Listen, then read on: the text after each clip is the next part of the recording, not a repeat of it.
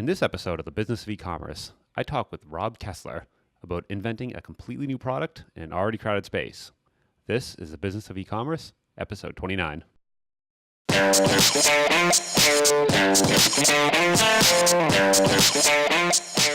Welcome to the Business of E-commerce, the podcast that helps e-commerce retailers start, launch, and grow their e-commerce business. I'm your host, Charles Pileski. I'm here today with Rob Kessler. Rob is the founder of $1 Million Collar, which is a brilliantly simple product that reinforces the placket of any dress shirt, preventing it from collapsing and becoming a sloppy mess.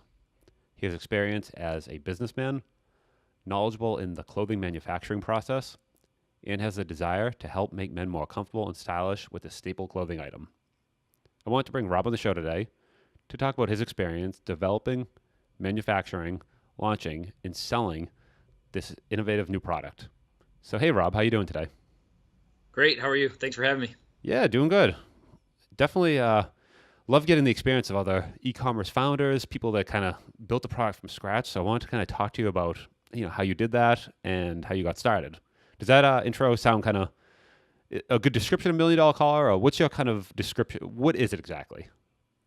So the long and the short of it is just like a collar stay keeps the collar looking straight, $1 Million Collar actually goes down this part of the shirt. So when you wear a shirt without a tie, it'll never crumble, it'll never fold, it'll just give you that nice V so that when you're wearing a dress shirt, you always look good. To me, I like to wear V-necks and T-shirts and hang out, but when I put on a dress shirt, it's because I want to look important, or I want to dress up, or I just don't want to look sloppy. So when I got married and my shirt looked like this all day, it really drove me nuts. I just remember tugging and tugging and tugging, and it just wouldn't sit the way I wanted. And that's because there's no reinforcement down this part of the shirt. So that's basically what it is. It's just a little strip. It looks like this. So one goes into each side, it gets sewn into your shirt, and once it's in, it lasts the life of the shirt. And so for everyone listening to, it's a little strip. Is it plastic? It's plastic-like. Plastic-like, okay. But I can tell you from the bin of 100 shirts I ruined, it's not plastic. I tried zip ties and mini blinds and every piece of plastic I could find in my house. And I ruined all those shirts. And then I found every piece of plastic on the commercial market and ruined shirts. Turns out they use a really, really high temperature when they flash press your shirt at the dry cleaner. So we actually end up having to develop a material that can handle almost double what they use at dry cleaners. So lightweight, flexible, and insanely high heat resistant. So okay, so if you're listening, it's a small strip of not plastic, but something plastic-like that goes inside, yes. Any sort of dress shirt, and it goes down to, what would you say, the second button, and allows you to basically wear your shirt unbuttoned for the first couple buttons, and doesn't actually do that thing that I think all guys have experienced with a shirt, starts off nice and then starts like falling over basically at some point in its lifetime. Starch is going to wear off. Ironing is for wrinkles. Starch helps wrinkles. Collar stays are for the collar. There's never been anything for this part of the shirt. And, dress shirts just weren't really designed to be worn without a tie. But, over the last 10 or 15 years, the tie has slowly gone away, and dress shirts haven't really caught up. And so it all came to a head on my wedding day, and I just felt like on the biggest day of my life, I looked like a slob, and I came home just absolutely determined to come up with something that would fix. And we pivoted probably 3 times before we launched. I've had so many different ideas. If you saw the prototypes of the designs that we had, we went all over the board, but it ended up being less expensive for the consumer to sew it in one time than almost any other option. One of the other ones that people always suggest is, why doesn't it get ironed on? But as you can see, both sides of the shirt are visible. And with 1 million fabric patterns, you're going to have some ugly stick, like sticking on the edge of your shirt. And I just didn't think that would be a good looking option. So unhem a couple stitches, slide it in, sew it back together. Any tailor can do it in 5 minutes. And once it's in, it lasts the life of your shirt. It's just super, super easy. So what was that process like? You said obviously you didn't get this right the first time. This is something you had to kind of do multiple iterations. Where'd you kind of start, and how long did that whole process take from figuring starting at your wedding day from figuring, you found, okay, this is an issue, all the way down to where you are today? So I came home from the wedding. I cut open the first dress shirt and shoved a piece of cardboard down the placket, the part with the buttons and the holes, and showed my new bride. And instantly she was like, "Oh, I get what you've been so frustrated about. I couldn't, it's just a hard thing to explain. But when you see it, like instantly, And so I knew cardboard wasn't going to be the solution. And so, like I said, I tried milk cartons and mini blinds and zip ties and any plastic I could find to start proving the concept. All in all, it took 3 years to get the universal design that we have, which, they say in engineering, if it looks simple, that means you've engineered it right. Yep. And it's pretty simple looking, but I ruined 100 shirts and I don't want to ruin somebody else's. So it was not only a matter of getting the design right so it fit into almost every dress shirt universally, but also so that the material would last, once it was installed. I didn't want to have people going back constantly and having it redone. So you kind of have to play down to the lowest common denominator of how brutal is somebody going to be on their dress shirt, and that's what you have to base it on, and then everybody else, it should be just fine. Yeah, I definitely have those shirts that I've either like crumble up into a ball to like shove in a backpack, Yeah. or how many times you wash them, go to the dry cleaner. I've had that time where you leave something in the shirt and you bring it to the dry cleaner, and then it gets like permanently like etched into the shirt because of like the temperature. So I've definitely, I think most men have had this experience where we've all beat up these shirts. So 3 years to actually find something that can stand up to that doesn't even seem that bad. It seems like that was actually pretty quick to be able to handle that. So Yeah, and I was running, I had a screen printing and embroidery business, so okay, I was running that full time while trying to figure this out. So I did it when I could. I'm sure if I would have focused 24 hours a day on it, it would have taken a lot less time. But it was just kind of the pace that it worked at, and ended up selling that business. And I've been able to focus on this for the last 2.5 years full time. So it's been a pretty incredible journey so far. so how long ago from, let's say, from your wedding day, how long ago did that actually happen? And what's the timeline look like from when you started to where you are today? I got married February 11th, 2013. I will never forget that day. As married guys know, Yep, that's a good one. check to inside my remember. ring. So 2013. So it's been a little over 5 years now.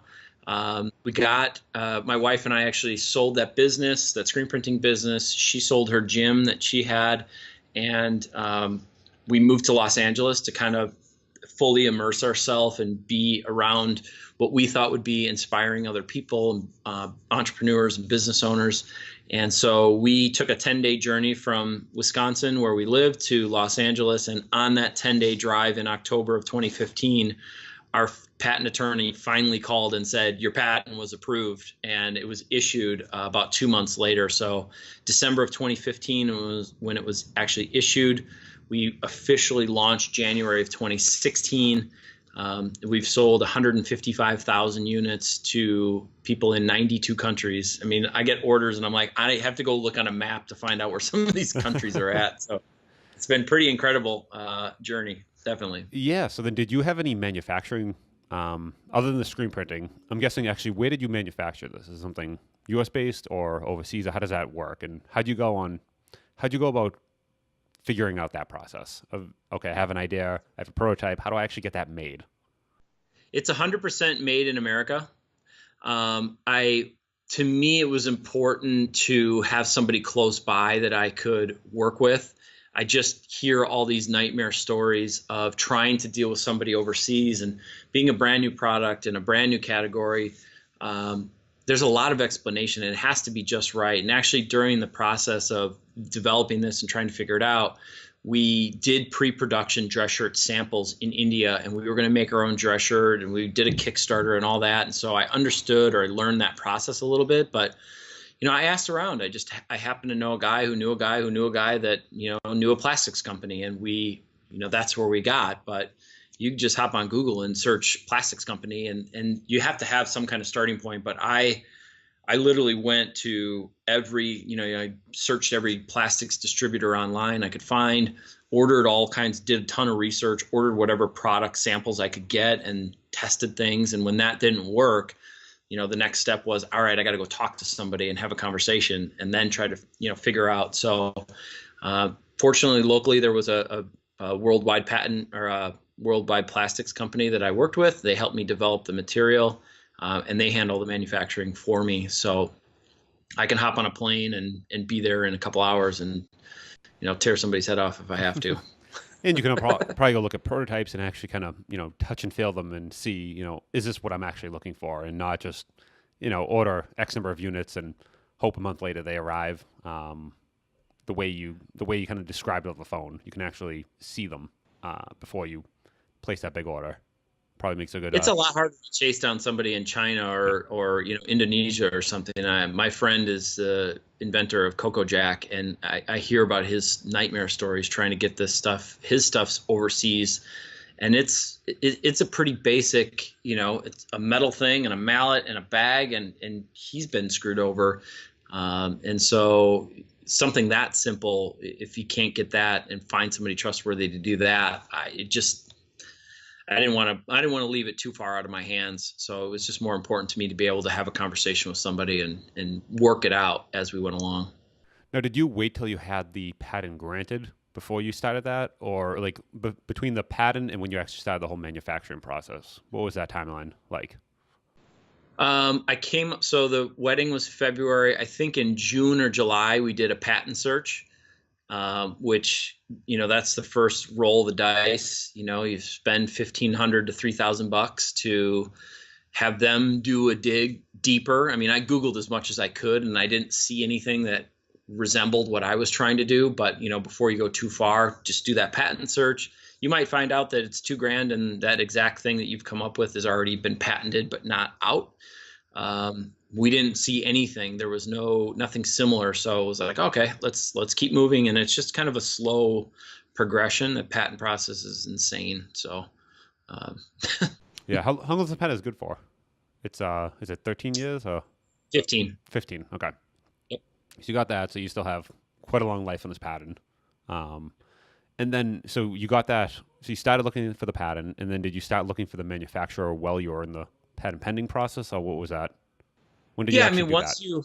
Once you file for the patent and you're provisional and then your patent pending, your place is in line. So you can go and have those conversations. If somebody goes and tries to file a patent after you, they used to be like, used to have to be able to prove when you wrote it. And someone could be like, oh, I wrote it on a bar napkin in 2001 and here's my proof. And you could actually get a patent issued over somebody else. Then now it's in line. So if you have an idea, I just suggest filing it, because you can figure out those details. I mean, it's crazy. If you go, I think I looked in Silk milk or something my wife drinks, and it says patent pending on Silk milk. I mean, what a gigantic company. It still says patent pending on there. So there's patents that are, once you have at least that, you got a little bit of a track record and a little bit of protection. So yeah, once you get that, you can start moving along down the process. You can't wait for everything, because if you don't expedite the patent process reviews, it's like 6 months before you hear back each time you submit. And we paid to expedite, which is like, I don't know, $4,000 or something. And they respond within 6 weeks as opposed to 6 months. So even that's a long time. Yeah. So just to get those conversations kind of rolling, and I'm assuming it sounds like the whole, I don't know the exact numbers, but I don't know if you want to share, but it sounds like the patent process gets relatively expensive. I'm assuming there's legal fees and some other, professionals you have to hire to help along with that process. Well, yeah, it's kind of a game. Your patent attorney wants to protect you, and they want to write it this big and cover every possible, thing. Well, the patent office is like, we want it very, very, finite and exact, and they want it this big. And so then your patent attorney is like, okay, how about this big? And they're like, how about this big? And then it's just like this. And so every time it goes back and forth, you get another bill in the mail for $1,000, $1,500, $2,000. And yeah, our original estimate was like 20 grand or something. And it was significantly more than that to actually get the patent, like significantly. And then once you get the US, it's like, do you want to go international? I mean, a worldwide international patent is like $250,000 to $500,000. Okay, so you start with the US at this point, and yep. Okay. And then, so how long did that whole process take from the time you applied to when you actually got granted then? About 2.5 years. Okay. So, but at the very beginning, you applied, started talking to the manufacturers, got that ball rolling, and we're still kind of doing the pattern, the back and forth, the patent back and forth, while you were working the manufacturing process. Yeah, I mean, when you have an idea, it's like, dude, I want to go. Like, let's start selling this. Let's do it. Let's move, and you can't wait for, I mean, if you waited for the patent and then you did that, oh my God, we'd still be waiting to launch. So you kind of have to do things a little bit simultaneously. And like I said, once you file that provisional, you got some protection. So you can start working away. I'd be careful at who you talk to, but I've talked to a lot of business owners and people that own patents, and some are like, "Oh, make sure you get an NDA signed and you're protected." And others are like, "Dude, it's not even worth the time. If they really want to do something, they're going to do it." So I would just be careful who you talk to, and just make sure that your ducks are in a row, and you should be fine. So you don't recommend the whole NDA type thing? Um, And from we're the also, advice I've yeah, gotten, neither of us are actually attorneys, so we should probably I'm not we giving should any probably say advice. neither of us are actually giving real legal advice here, but just in your experience, I guess. Yeah, I mean, I might have signed one or two in the beginning, but it to me, it's just like, hey, I want to talk to you. By the way, sign this legal document. It's like, dude, easy. You're trying to build a relationship with someone. Throwing a legal document in front of them in the first is not. That's not how you find a wife. Hey, you look nice. Can you sign this prenuptial agreement, dude? This is our first date. What are you talking about?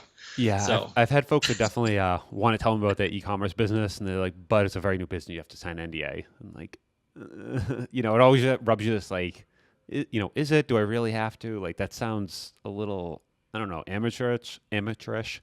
Um, I guess being on the other end. So I've definitely experienced that as someone being asked to sign it, and you're just like, I don't know. So then you approach the manufacturer, start talking to them, doing some back and forth on prototyping with them, and then what does it look like actually saying, okay, we're ready, let's actually do this, let's build X number of units. And it sounds like shipping, because it's all US based, wasn't a huge deal, so it wasn't the whole customs and that whole thing. But what was that whole process like of getting the first kind of few, or getting the first shipment of them? so it was. I would just get sheets of the materials, different materials, and I would sit with the scissors and cut, and then went over to the computer and try to do some CAD type drawings to get them really finite. Ours are die cut, so we had to really get that dialed in and figured out that process. But it's just a lot of back and forth. I mean, this, like I said, it looks really simple now. That I had one that had a hook on the bottom that I thought it was going to connect on the bottom of a button, and then who knows where the button is at and the length, and it was just, there's ones that like wrapped all the way around the button or the button hole on top, and I mean, I just went all over the board. But you just have to keep testing and trying and see what works, and try not to overcomplicate things. I mean, I think a lot of people try to overcomplicate things. I love the acronym KISS. Keep it simple, stupid. And I think if you can keep along that line, like I said, this looks super simple, but it took a lot to get to that point. But yeah, I mean, start simple, scissors, and work with what you have if you can, before you have to hire out what you have to, because everything adds up really, really, really quickly. Well, and once it's die cut, and the way that works, so you basically buy the die, and purchase that. And once the die is built, it becomes a lot cheaper, but it costs a lot to build that initially. And then you basically own that. So you have to figure out exactly what you want, get that, okay, this is it, lock it down, and then build the die. Price drops at that point, but you can't go back and change it. So you need to really make sure you know what you want before you do that. Yeah. Okay. Yeah, and that's why taking those scissors and really trying to get that as close as you can. An X-Acto knife is what I was using, and really using a ruler and try to get it really close. Because yeah, once we had that die, there was two different die cut processes. So in the beginning, it was like, well, let's go with the less expensive version. We might have a little bit more waste in the material to start, but we can at least test and see if this is going, because it can seem like everything is right leading up to that point. And yep, the stay is the way I want it, the shape is right. And then they start die cutting, and maybe something that you didn't foresee. And we had actually a lot of issues with the die cutting, because the material apparently is thick for a plastic die cut, but it's too thin for a metal die cut. And so we were kind of in this weird, like in between stage. So we had to do a lot of tweaking to get it right. And then, as the product grew, I thought, oh, we'll sell it in these quantities. And then pricing didn't really make sense. And so we switched the quantities, which kind of screwed up using the other die that we had. So now we have 2 dies. And we thought that adding a little bit to the one die was going to not change anything. And it couldn't do. Oh my God. It was like what you think in your head is going to be super easy. It's just way too many factors. Yeah. And that's what a lot of folks, when you're getting started, you don't realize that like that is kind of the thing about business. All those little things on the die and like all these, this is the job. And these are the problems you're actually working to solve. It's not, there's other stuff, but trying to find, how do I actually get this thing cut and exactly how do I lay this out? These are like the actual issues, and this is the job. So that's kind of an interesting take on it. I love the whole keep it simple, because you see these things just balloon out of control. And it sounds like even to get to this, you spent, quite a few hours and I'm guessing tens of thousands of dollars on this actual process, even to get before you even sold the first unit.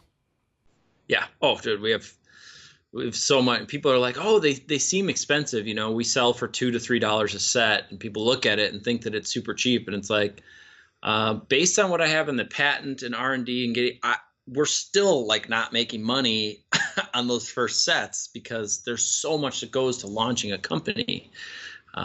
Yeah, it's crazy. But being an entrepreneur, it's just dealing with problems, because that's all there is. You're going to have issue after issue after issue, and it's either going to bog you down and drive you crazy, or you just have to look at one and say, okay, what's the solution? Everything that comes across my desk or comes across me is, okay, it sucks, but how do we fix it? And that's just the attitude you have to take to keep moving forward. And now, is this something you had experience with, or did you already have this mindset going into this, and you've done this before? Or what in the past kind of taught you, to do this and to just move forward, and you're going to have these issues? Like, what was that thing? I'm super stubborn, and I like puzzles. I don't know if you can see in the back this New York skyline, but that's a 5,000 piece puzzle. And I just like figuring stuff out. I remember being a kid and, being an idiot running around the house, and I'd break something, or I'd be screwing around with something and I'd break it. I was the kid that would figure out how to put it back together and back on the shelf before I got caught. So I've always kind of been that tinkerer and been able to kind of figure things out. But yeah, I think I'm just super stubborn. And so when a challenge comes across, it's like, okay, I got to fix it. My screen printing business, I didn't know anything about screen printing when I started. Like, I started a clothing line with graphic t-shirts, and I was getting charged way too much by screen printers. So literally one night I met a guy through a friend. He's like, knew how to screen print. He's like, dude, you want to do it? Let's buy this equipment together. And 2 weeks later, we bought the whole setup. I didn't know this guy from, other than a friend of a friend. And he ended up teaching me. I told some friends I knew how to screen print, and my whole screen printing business grew without me ever really marketing it, because the last thing I wanted to do was be a screen printer. I wanted to be a clothing company guy, and that just didn't work. So I taught myself how to screen print. I learned how to be better at it. And it just was a progression, just get that stuff out the gate. I mean, no company is born a billionaire, a $1 billion company. You start at nothing and you have to work your way up. And so I think a lot of people forget that when they see a Facebook or a Twitter, they're like, oh, they're gigantic. Well, they weren't always, Yeah. And the thing is, at the beginning, there's a lot of things that need to be done, and not a lot of people to do them. So it's typically the founder that does the screen printing and stays up late and actually does that physically has to make the products. And you don't see that part, when you, years later, you just see, oh, they have a team and this and that.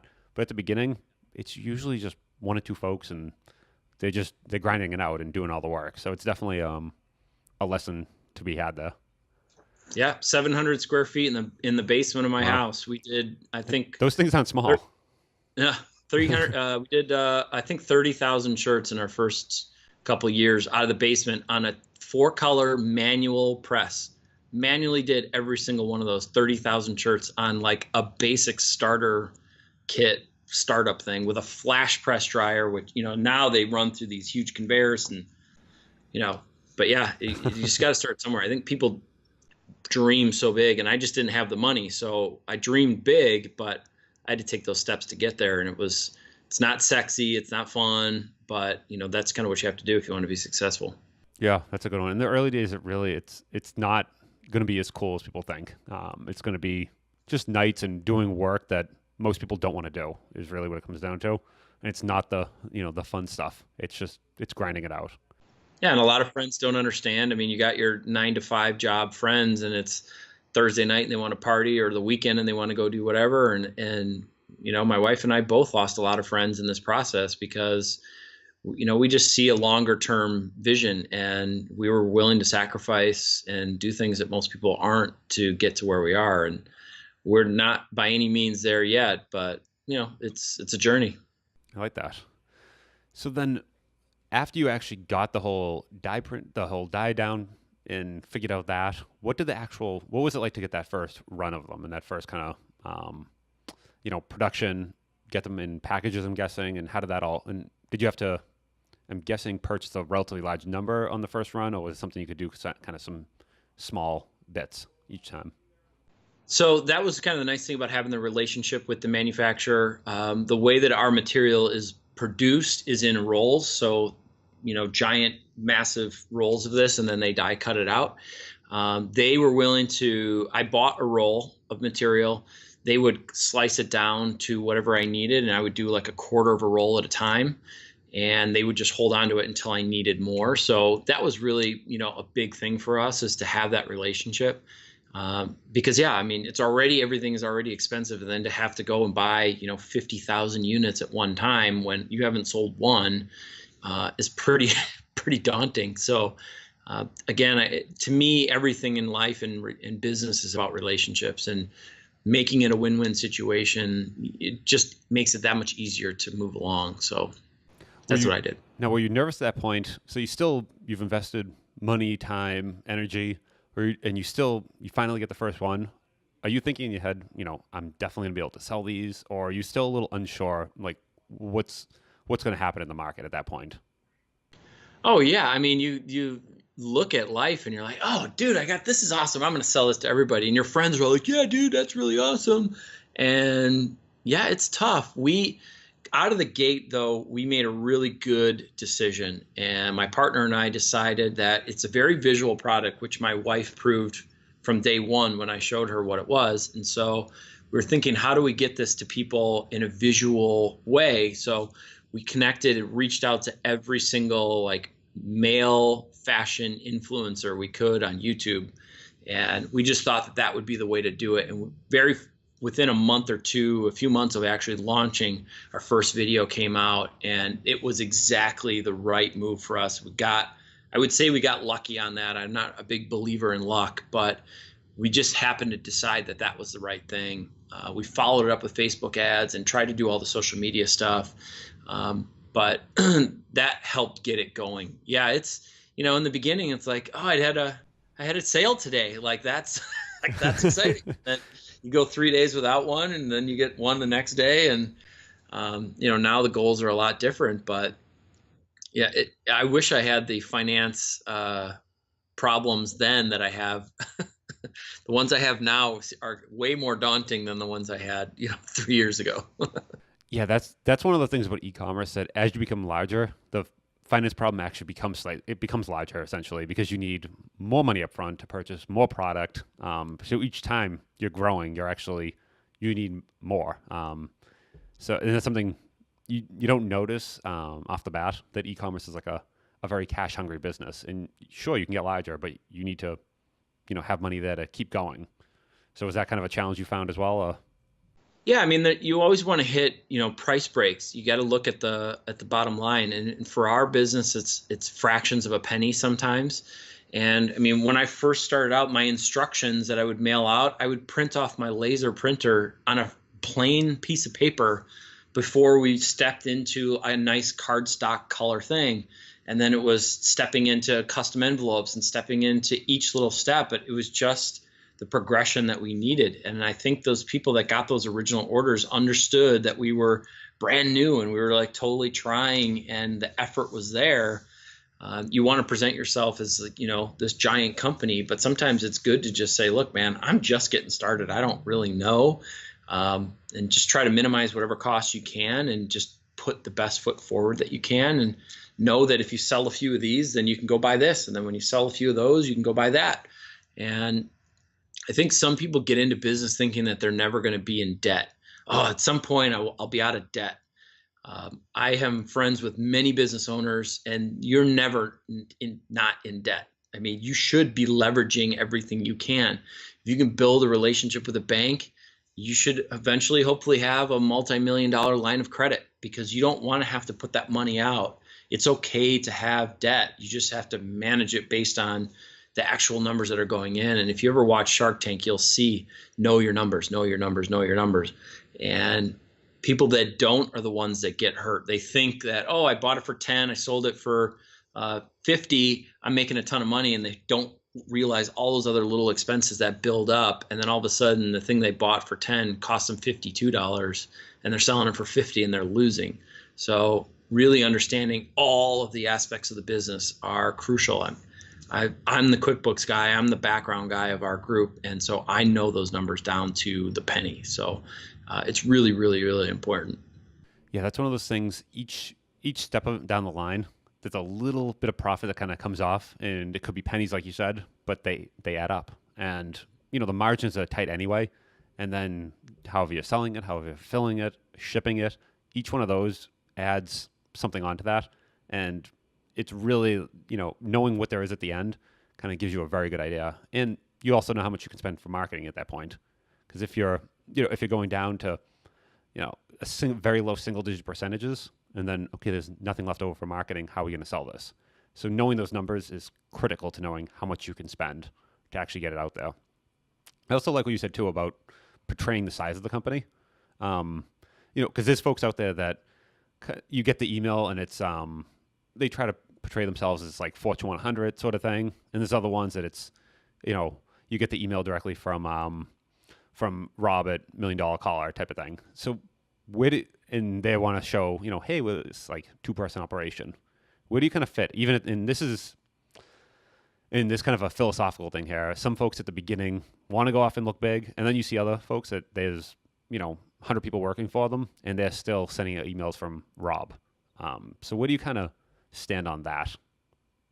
I think in the world of e-commerce, there's no relationship. There's little relationship. There's little personality, and so for us, it is going to be from me or from somebody specifically on our team. There's 3 of us, so we want it to be as personal as possible, and giving good customer service. We are totally available. I've got so many emails where people are like, "Hey, this didn't happen," or "This isn't right," or "That didn't work."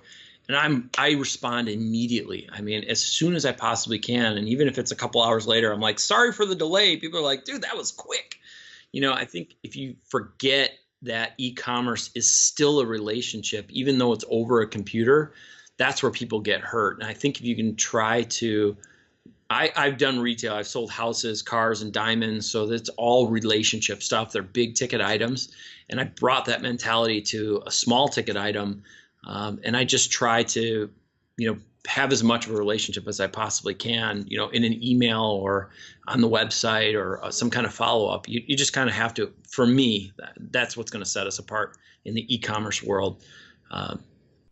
Yeah, and this is sort of the product where once someone starts using it, we're men, we have shirts, we're always going to have these collared shirts. So once you say, hey, I put 3 in my first shirt, you're gonna get a couple more, and say, okay, let's keep doing this over time. And it sounds like you'd almost build this little, collection for all of your shirts. And then obviously at some point you're gonna need some new shirts, and you're gonna keep buying more. So having that kind of relationship, so everyone kind of thinks, oh, I gotta go back and I got some new shirts for Christmas. I have to buy some of these to get them in there. That's one of those things that the relationship's probably one of the more critical in this sort of e-commerce business. That it really is something that you need all the time going forward.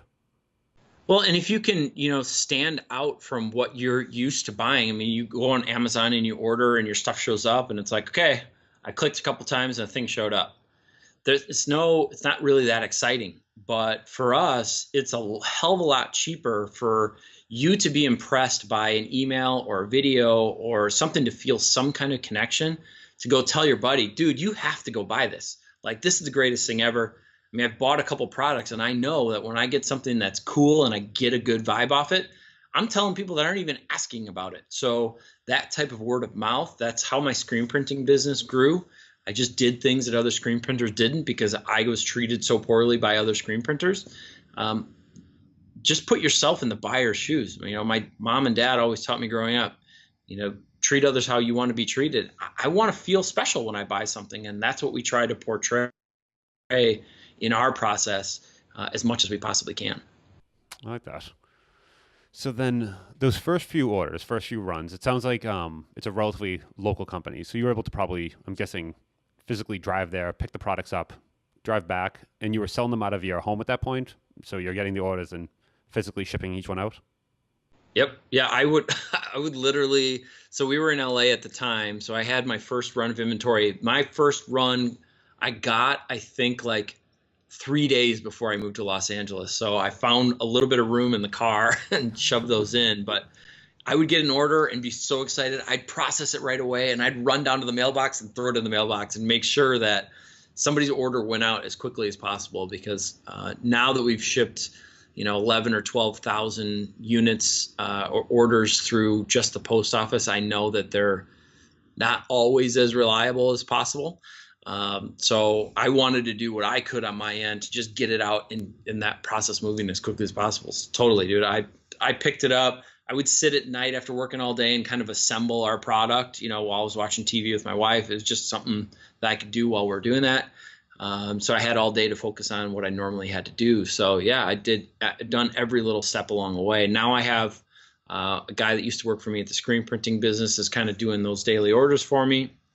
So we're starting to branch out a little bit, but yeah, like you said earlier, when you're the owner and it's your idea and you want it to work, you got to do everything. And I think it's good to know, in a year or 5 years, when you're a bigger company, you remember what it was like shipping and doing that job. Because if you've never done it, you don't know what they're going through. And so it's hard to make it more efficient or make it work better or make it the right experience for the customer if you've never done that. It makes it a lot more challenging. Yeah, and it sounds like when you're hiring for that role as well, actually doing that role really helps you to hire for that role because you're basically replacing something you did and not just like this theoretical thing that you think you're going to need, but actually, okay, this is how we ship. This is exactly the job description.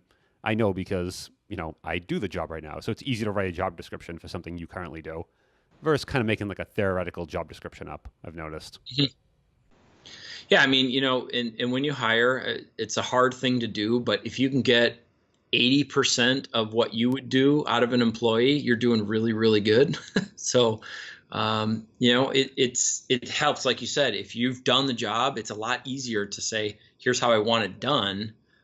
You think just shipping, it's like, oh, just ship it. Well, no, like we handwrite the person's name and whoever ships it out, their name is handwritten on each invoice, or packing slip. So there's another little personal touch. And I don't care how sloppy your handwriting is, put your name on it. I want to know that it wasn't just a computer that stuck a label on and shot this out. Like, you still do that? So you guys still do that today? Yeah. Handwrite. Wow. Okay. So then you're still shipping all of them. Are you still doing the same process with the same manufacturer, bringing them all to LA, shipping them all out of the LA location today? No, I found out very, very hard that Los Angeles mail does not want to scan my package. And so the first scan was typically when it would get to a person's state. So it shipped to you in New York, and it's like, dude, I ordered 4 days ago. It still says pre-delivery. I'm like, I promise. I ran it down to the mailbox 5 minutes after you ordered. It's there. But the first scan wouldn't come until it got into New York. And, it just drove people nuts. Like, what's the point of a tracking number if they're not tracking? So I moved the shipping back to Wisconsin. My mom was actually doing it for a little while, helping me out. And then my sister had another kid, so grandma had to kick in. So that guy, Angelo, that worked for me back in at the screen printing business is doing the shipping for me now. So it's a pretty easy process. I'm a real logistics guy. I want to make things as easy as possible. So if you saw my screen printing shop, you'd be like, okay, I understand the flow. So it's a pretty easy process. He works out of his house and shoots them out, every day. So. So then you said you're doing a lot of influence type marketing. When did that start? And because right now that's kind of all the rage. You hear a ton about that, but it sounds like you were a bit ahead the curve on that one. We did it right away. We searched for our industry, searched fashion influencers, and got some names. And we started messaging to see what we could do. This is those guys' job, so they get paid. But trying to find the right fit for you. And my advice to anybody who's looking for an influencer, we've done guys that have 100,000 subscribers and guys that have 2 million subscribers. And obviously the 2 million guy is significantly more expensive, but I'll tell you what, you got 100,000 subscribers. Nobody knows who you are except your subscribers, and they actually listen to you. When you get to 2 million and you've been on Shark Tank, you got a lot of fans or a lot of people that follow just because you're famous. And there aren't, to me, it wasn't as strong of a following as the guy with 100,000. And we still get discount codes, which is how we track orders from those different videos from the guy with the smallest amount of following today. And that video is 2 years old. So for us versus an Instagram, which we couldn't figure out how to monetize, you post a picture on Instagram and, it's gone in a couple hours because people follow so many things. It's so far down on the feed. YouTube never goes away. That video is always there. It's always an explainer. It's always available. It's always searchable. And to us, that was really important. So it was worth more to have sponsor a 5 or an 8-minute video than to just have one post go out or even 50 posts go out on Instagram that, within a few minutes are gone. So is influence marketing still your primary channel right now? So you said you tried Instagram, but is influence marketing still, what you found to be most successful? That's what's most successful. We've done a bunch of Facebook ads, so that gets us in front of people and it drives traffic. And then once they've come to the site, it's all the follow-up. So the retargeting ads, if we get an email address, we've got a really great ebook that we came up with. So we've given out as much value as we can and try to keep people engaged, and all those things add up together. But for getting the product across to somebody who cares about the way they look, if they're going to follow or watch a fashion video on YouTube, they care. That's what's been most effective for us. Yeah, it's also until you actually showed it on video just now, I was actually picturing something a little different when you were talking. And then as soon as you kind of showed it, I said, oh, okay, I know that problem. I've actually had that problem. So it's one of those things, until you really see it on a video, it really does show exactly what it does when you see it. Well, our challenge for us is that this part of the shirt is called the placket, but nobody knows that. Unless you make dress shirts, nobody knows what a placket is. I talked to a guy who has owned a dry cleaner for 80 years. Super awesome, hilarious guy. I told him about it, and he goes, I don't know what a placket is. And he's seen millions and millions and millions of dress shirts over the last 80 years, and he didn't know what a placket is. So that's why it's called $1 Million Collar, because it kind of gets people at least thinking in the right general area. So we have this education process to really explain what the product is, where it goes in a shirt, and why it's so much different. So yeah, the video is night and day. It's no question for us. Yeah, it's funny when you so you sent me a little description before the show, and I read it, and I read placket, and I said, "Ooh, it looks like he mistyped something here. Let me look that up." And I go, "No, that's actually a thing." So it's a thing. Yep. Yeah, I didn't know that. I was looking at Wikipedia. I'm like, "Oh, that's what that part of the shirt's called." Never knew that. So my wife actually came up with we call it placketitis. When your shirt is like this. So yeah. It sounds like a disease, but it's curable. Don't worry. It doesn't matter if you have a $20 shirt or a $200 shirt. Your shirt can get placketitis, but we got your cure. We got you covered. You need a Wikipedia page for that now, too. I definitely thought that was. I tried. I keep trying to put it in, and it keeps getting bumped. I tried to do Urban Dictionary too, but they keep bumping it. Maybe we'll help out with that. We'll get a few fans kind of writing in and updating that for you. So yes, placketitis. Placketitis. Go to placketitis.com and you'll find it. All right. Any last tips for folks kind of starting off? They have an idea. They're kind of thinking, hey, I wanna build something. I have this idea, but I don't know where to get started or if I should. Any last kind of words of advice you give to them? First, if you seriously have a question, I'd be happy to answer anything. To me, success is giving back. I have found a mentor networking group when I got to LA. I was very, very fortunate to meet some guys that we met some girls on New Year's Eve that my wife and one of the girls became really good friends. We went on a hike, and one of my mentors is one of the founders of Expedia. And I literally met the guy 2.5 months after I moved to Los Angeles, which is insane. And but you need to put yourself in the right vibe, in the right arena. We sold everything to move to Los Angeles, from inexpensive Milwaukee to very expensive Los Angeles, and it's paid itself in spades.